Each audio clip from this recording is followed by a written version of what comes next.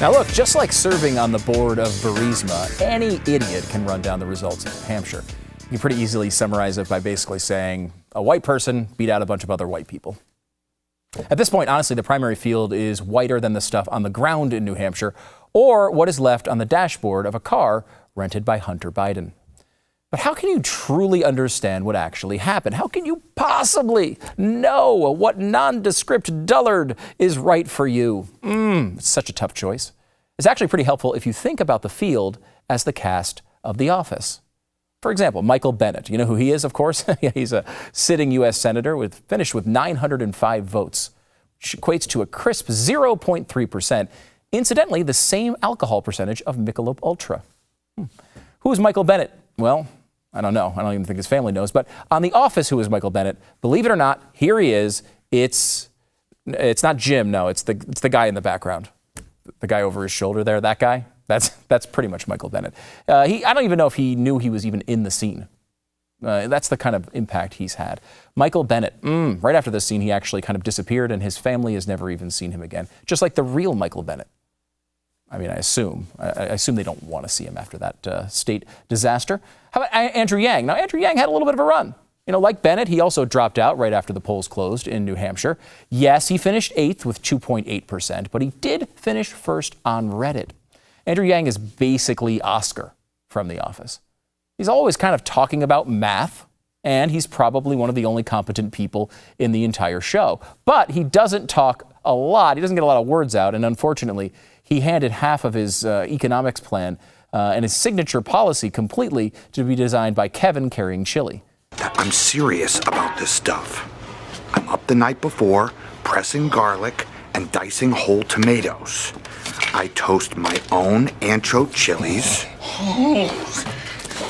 He's scooping it up with the universal basic income plan. It still hurts to watch, I think. Incidentally, Andrew Yang is also the most likely candidate to be featured in a future State Farm commercial. Tulsi Gabbard finished with just 3.2% in New Hampshire. She's basically the Angela Martin of The Office. When you think about it, she's probably the smartest person there. I think we can all kind of agree on that one. But no one in the party or The Office really seems to like her that much. And much like Tulsi, Angela only smiles about once every 3 months. At the end of the day, you kind of have to ask yourself, Angela, why don't you just go to another office where there are some sane people? And that goes for you too, Tulsi. Just leave. Tom Steyer is the billionaire with the thousandaire personality. He finished 6th with an almost noticeable 3.6%. He is basically the Democratic Party's Toby Flenderson. All Toby wants to do is to have someone who actually likes him. He's trying so hard. He's always hanging around with the sad puppy dog eyes, trying to be part of the group. Yet people just find him to be a massive irritant. Hey everyone, let's get your boss laid Saturday. Oh no, not the hand on the knee. Don't do it, Toby. That's every interaction with Tom Steyer, is it not? That is basically every interaction with Tom Steyer right there. All he does is just agree with Bernie Sanders over and over and over again. Watch. If we win, we can get the right thing, Bernie. I am with you. Exactly what Bernie Sanders is saying. I got to agree with Bernie Sanders. And I got to, Senator, I do. He should just put his hand on Bernie's knee. It would have been a lot better. Could he be any more pathetic? If they weren't on stage, I do think there is a chance that Steyer's hands started inching up Bernie's thighs. I think it's possible, but who knows what happens backstage at those events. Democrats love to tell us that billionaires are so powerful that they can buy elections and they can influence the country in all sorts of horrible ways, but Steyer can't even buy a friend. I mean, it's really sad. Like Toby Flenderson level sad. Joe Biden has got, you want to talk about sad, 8.4%, really bad. I don't really think there's a doubt about it on this one. Joe Biden is clearly Michael Scott. I mean, from the very beginning, everyone tells you he's in charge, right? Yet no one seems to be able to understand why. Like Michael, he doesn't seem to be able to speak the English language very well. Because guess what? Why in God's name should someone who's clipping coupons in the stock market in fact, pay a lower tax rate than someone who, in fact, is, like I said, a school teacher and a firefighter? Right. It's ridiculous. And they pay a lower tax. It is ridiculous. Now, maybe he has a likable moment here and there, but generally speaking, he's a bumbling idiot. And he also has issues with personal space, like that time that Michael forced a kiss onto Oscar. And you know the stuff Joe has done. I mean, we all remember the scene. How about the Ukraine scandal? Joe Biden's got one, right? Well, that's definitely Biden's Scott's Tots scandal. The only difference is Michael Scott promised the kids, at school a bunch of money that he didn't come up with. Biden's kids, they had no problem getting the cash. In the end, though, everyone thought Michael Scott would be there forever. He'd be around the entire series. But you know what? He dropped out way before everyone expected. That's coming up on the next episode of Biden 2020. Elizabeth Warren wound up with only 9.3%. Who is Elizabeth Warren on The Office? I say Kelly Kapoor. Now, honestly, I don't have that much to go for on this one, really. I mean, they're just both Indians. So, Amy Klobuchar cashed in her relative anonymity with a surprising 19.8%. Amy is essentially Jan Levinson from The Office.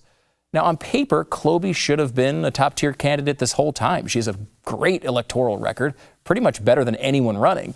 And that's Jan, too, from The Office. She was the boss. She seems super competent. You could see how someone would want to hire her until they really get to know her, like Amy Klobuchar. Behind the fancy resume actually lives an abusive and manipulative psychopath. Allegedly. Now, eventually, voters are going to... Good to see you, Senator. Now, second place goes to Pete Buttigieg with 24.4%. Pete is undoubtedly Andy Bernard. They share the same incredibly goofy smiles. I mean, you're telling me Mayor Pete never was in an a cappella group? You know he was. And of course, there is nothing either Andy or Pete want more in the whole wide world for you. I mean, they want you to know where they went to college. That's it. I mean, Andy said Cornell all the time, Pete's Harvard or whatever. Oh, shut up.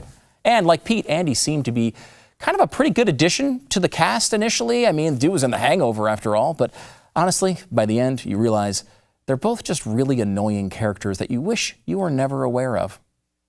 And in first place is in New Hampshire, of course, is Bernie. We know this. Bernie Sanders, 25.7% of the vote. The lowest percentage of any New Hampshire winner in modern history. Who is Bernie? Bernie is Creed. It's a little bit of a surprise, I think, but you might think Creed is a minor character in The Office, but no. Creed is the cult character of the series. Similarly, all of Bernie's voters are members of cults. Like Bernie, no one knows exactly, I don't think anyone knows exactly how Creed got his job. Seems completely impossible. But both people have very questionable personal histories littered with creepy sexual writings. And clearly Bernie has to be the only candidate who would be likely to do an on-camera interview covered in blood for no reason. Plus, there's absolutely no doubt that Bernie Sanders is most likely the candidate to have used this phrase in his life. In the 60s, I made love to many, many women, often outdoors, in the mud and the rain. And it's possible a man slipped in. Would be no way of knowing. I hope picturing that scenario with Bernie Sanders involved haunts your dreams almost as much as the thought of him being your president.